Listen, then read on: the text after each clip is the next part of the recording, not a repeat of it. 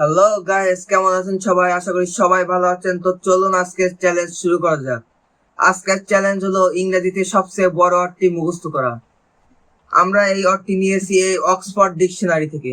এই ডিকশনারিতে সবচেয়ে বড় অর্থ হলো নিউমোনো আল্ট্রা মাইক্রোস্কোপিক সিলিকোভলকানোকনিওসিস, যেটি একটি ফুসফুসের রোগের নাম। এটি লেটার আছে 45টি। তো চলুন শুরু করা যাক আজকের মুখস্থ করার চ্যালেঞ্জ। তো আজকে আমরা দেখবো এই অর্থটি মুখস্থ করতে আমাদের কত সময় লাগে। তো চলুন শুরু করা যাক।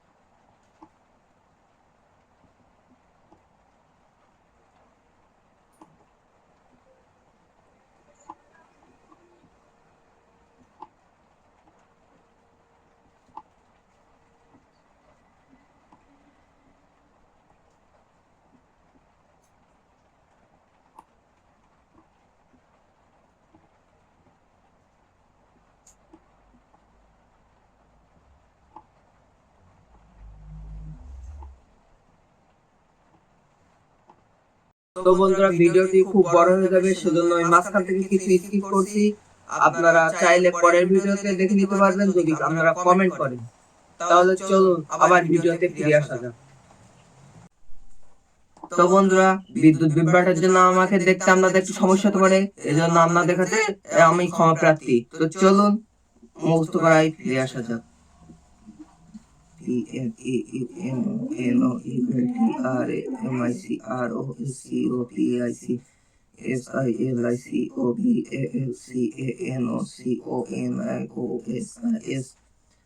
তো আমার মুখস্থ করা শেষ।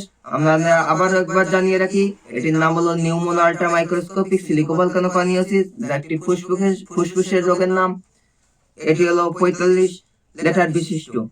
তো এখন আপনাদের শোনাবো। এই অর্থটি মুখস্থ করতে আমার সময় লেগেছে 15 মিনিট 30 সেকেন্ড। তো চলুন মুখস্থ করে শোনানো যাক। PNEUMONO ULTRASCOPIC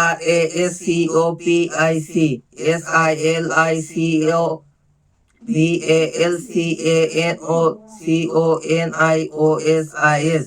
তো আপনারা শুনলেন ইংরেজিতে সবচেয়ে বড় অর্থ নিউমোনো আল্ট্রা মাইক্রোস্কোপিক সিলিকোভলকানোকনিওসিস। তো আজকে এই পর্যায়ে বিদায় নিচ্ছি। আপনাদের সাথে আবার দেখা হবে পরবর্তী ভিডিওতে।